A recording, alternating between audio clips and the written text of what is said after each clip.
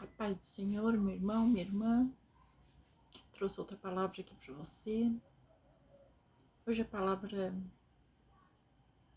é para te confortar, animadora, mas é uma palavra bem triste.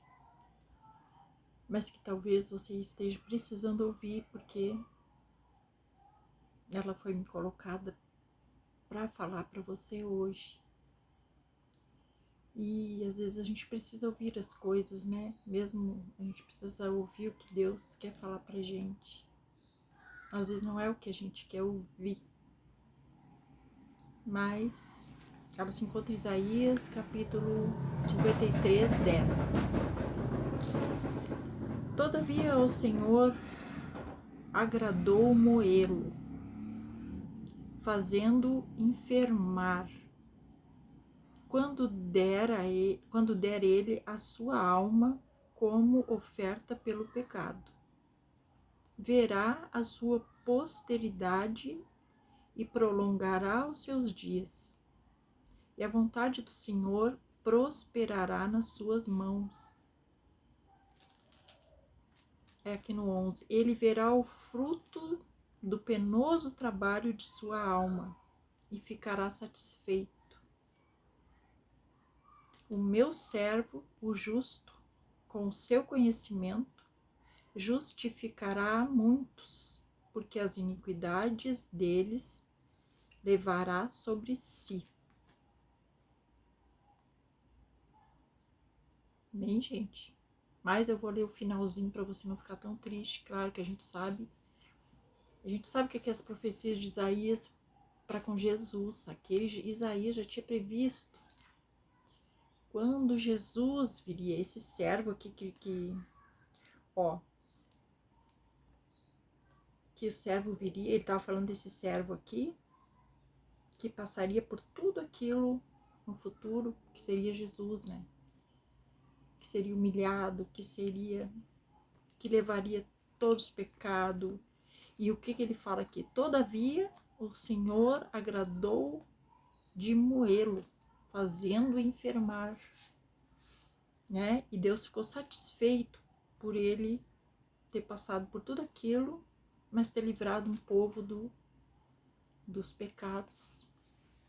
E você vê, gente, que além disso aqui tudo, que é tão horrível, né? A gente vê que, puxa, Deus, às vezes a gente pergunta a Deus, né? Meu Deus, por que, Deus, o Senhor permite tanto sofrimento na minha vida? Por que eu tô passando tantas coisas, Deus? Meu Deus, é esse choro que não acaba mais, é essas provas que não acabam mais, eu tô sem nada, por que eu tô passando isso? E você vê que lá em Ezequiel, olha Ezequiel para você ver. Ezequiel, gente, foi um profeta que mais sofreu. Só vou ler uma partezinha aqui para você ter uma ideia, ó. Veio a minha palavra do Senhor, filho do homem, eis que, às súbitas, tirarei a delícia dos teus olhos, mas não lamentarás, nem chorará, nem te correrão lágrimas. Geme em silêncio, não faças lamentação pelos mortos. Prende o teu turbante, mete as tuas sandálias nos pés, não cubra os bigodes, não comas o pão que te mandam. Aqui, gente, depois que Ezequiel fez tudo, foi lá, falou pro povo tudo, né, que o povo estava muito corrompido.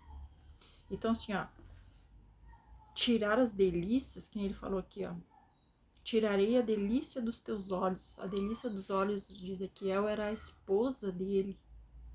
Era a única coisa que Ezequiel tinha. E não é só isso, imagina, ele perdeu a esposa, ele não pôde chorar, ele não pôde gemer, ele não pôde derramar lágrima, ele teve que ficar firme e aguentar, porque Deus queria usar ele como sinal para o povo. Porque a delícia dos olhos do povo lá naquela época era o templo lá de Deus. Era o templo, né, que eles tinham. Então, aquilo ali era as delícias. Então, Deus queria mostrar que que ele ia castigar Ezequiel para eles ver o que ele estava passando, que eles passariam a mesma coisa. A destruição da Babilônia ali que eles criaram ia ser tão rápida, ia morrer filhos, ia morrer filhas, e eles não iam poder nem chorar, eles não iam ter tempo de chorar e de sofrer. Então, Ezequiel teve que sofrer aquilo na pele, ele teve que aguentar firme aquilo ali. Isso aqui da barba, aqui que eles falam aqui, ó, do bigode, que não come, assim, nem comeu pão, isso aqui era uma tradição que eles tinham lá, quando a pessoa estava de luto, a pessoa não podia comer nada que tinha dentro de casa, o pessoal de fora trazia para a pessoa comer. Aí a pessoa tirava as sandálias, que nem Deus aqui diz, ó, você vai botar a sandália, né? Mete a tua sandália nos pés. Então o povo tirava a sandália e ficava um período sem calçado dentro de casa. Tudo aquilo ali era por causa do luto. E ele estava proibido de fazer isso. Ele estava proibido de, tipo assim, viver aquele luto que todo mundo vive, né, gente? Ver que até hoje a gente, quando tá trabalhando fora, tu tem direito a uns dias de luto. E lá não, Deus não quis dar nada disso para Ezequiel. Ezequiel sofreu muito com isso, gente. Fora quando Deus chamou ele lá, que ele tinha que ficar não sei quantos dias, parece que era 10 dias de um lado, dormindo só de um lado. Do outro dia dormindo, depois mais 10 dormindo só do outro, sem poder se mexer, sem nada. Sabe assim, ele sofreu muito na carne, muito, muito, muito, muito. Isso tudo, Deus queria usar ele para ele servir de exemplo para o povo lá que estava, por causa da idolatria, né? Tinham abandonado Deus por causa da idolatria, Deus estava muito irado com isso. E ele passou por tudo isso, gente. Era um sofrimento muito grande, assim como foi o de Jesus. Jesus sofreu aquilo tudo, desde suar sangue. Tudo Jesus sofreu demais para levar aqueles pecados tudo, e Deus se agradou de tudo isso. E o que Deus fez? Deus, claro, Jesus, ele colocou olha só. Por isso eu lhe darei muitos como sua parte, e com os poderosos repartirá ele o despojo, porquanto derramou a sua alma na morte. Foi contado com os transgressores, contudo, levou sobre si o pecado de muitos, e pelos transgressores intercedeu. Então, assim, ó, Jesus passou aquilo tudo, mas Jesus, depois, Deus deu a glória para ele, né? Você vê que Josué sofreu, olha o que Josué sofreu. José do Egito. José sofreu aquilo tudo, depois Deus restituiu tudo, né? Transformou ele em governador, deu toda aquela glória para Jesus também. Para Davi também, Davi sofreu também bastante nas mãos de Saul. E teve a glória dele, mas você vê que Ezequiel não teve. Ezequiel teve a glória lá do Vale dos Ossos Secos, né? Que ele ficou conhecido. Ver que Deus, imagina ele depois de tudo aquilo que aconteceu com a mulher dele, Deus ainda colocou ele lá para ele profetizar sobre os ossos secos. Então, tipo assim, ele não pôde profetizar para a mulher dele viver, mas teve que profetizar para um monte de ossos. Então, qual é a mensagem isso aqui, gente, para nós, então, aqui? A mensagem é que, assim, ó, nós hoje, nós estamos sofrendo de um jeito, assim, que às vezes a gente acha que não vai aguentar, gente. Eu sei, Deus tá me usando para vir falar com vocês. Tipo, ele não se comparando, mas, tipo assim, Deus usa o sofrimento da gente pra gente ajudar outras pessoas. Pra gente poder ajudar outras pessoas com aquele sofrimento da gente. Então você aí tá sofrendo, e olha que agora Deus amenizou muito, olha o nosso sofrimento, a gente acha que sofre com depressão, com tudo, e olha o que esse pessoal passava naquela época, Olha a tortura que era, olha o terror que era seguir Jesus. Depois, ver os apóstolos, tiveram mortes terríveis. Era um sofrimento seguir Jesus. E para nós não vai ser diferente.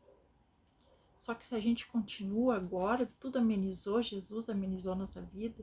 Jesus agora quer, depois de tudo isso, não são todos, tem gente que tem chamado, tem gente que sofre muito e continua sofrendo até.